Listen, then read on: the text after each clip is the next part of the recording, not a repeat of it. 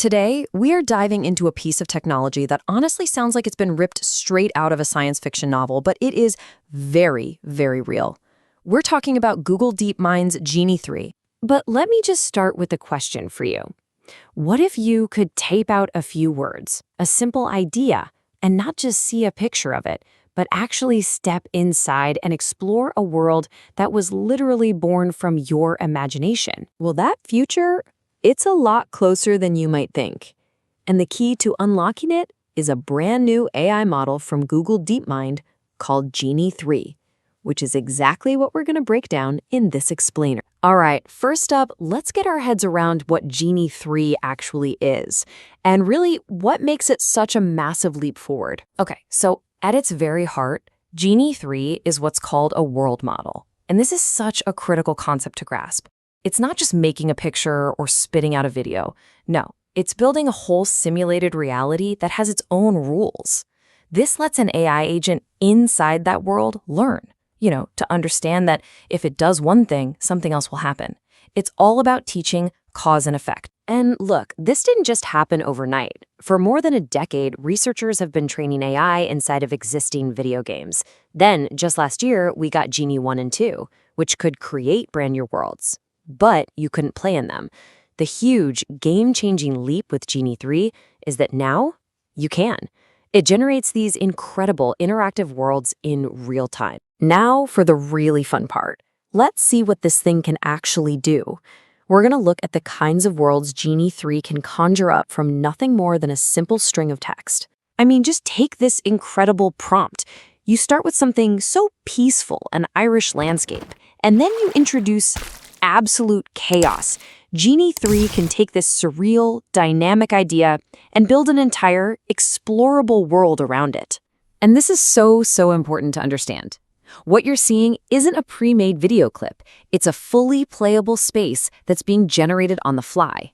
You could actually move a character around inside this bizarre landscape as it literally transforms around you. And it's not just for these epic, dramatic scenes either. The model can get unbelievably creative and, well, just plain whimsical.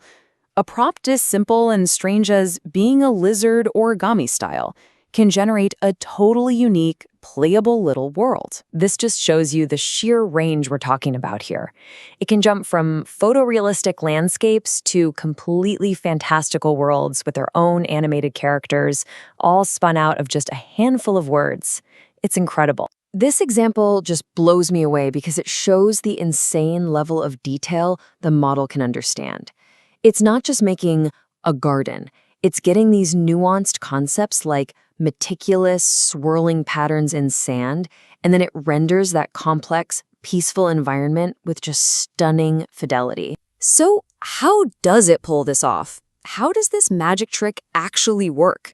Let's peel back the curtain a little and look at the tech that allows these generated worlds to be truly interactive. The best way to understand this is to compare it to a standard text-to-video model, which we're all getting used to.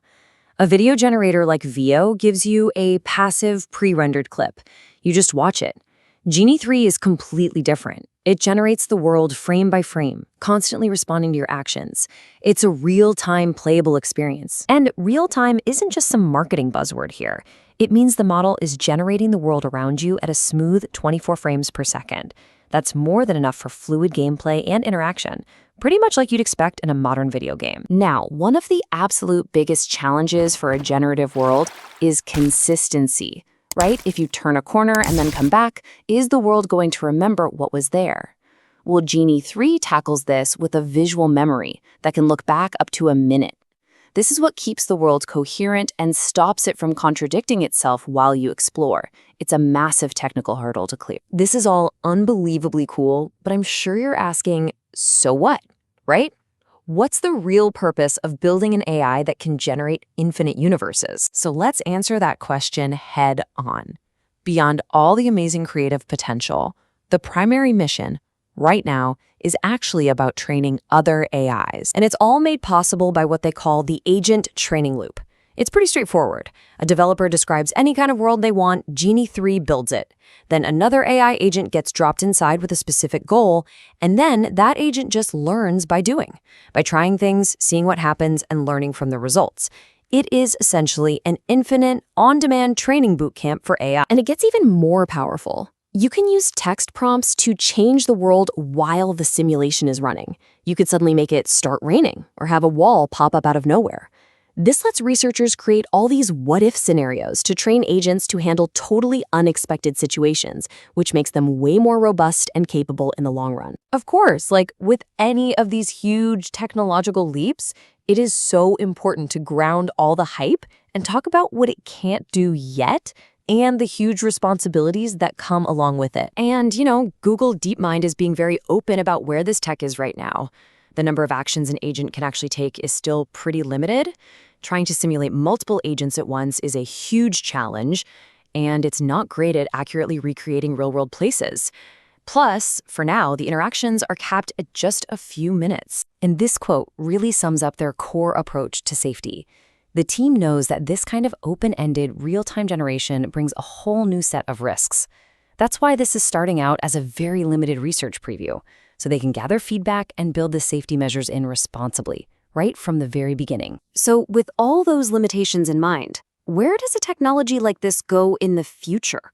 What could it possibly unlock? I mean, the potential is just massive.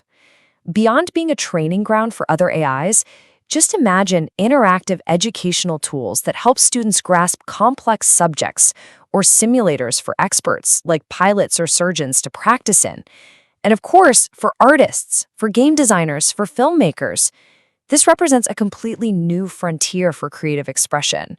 So I'll leave you with this thought. The ability to generate and actually step into entire worlds from just a few words is no longer just a fantasy. It is quickly becoming a reality. So if you could create and explore any world you could possibly imagine, where would you go first?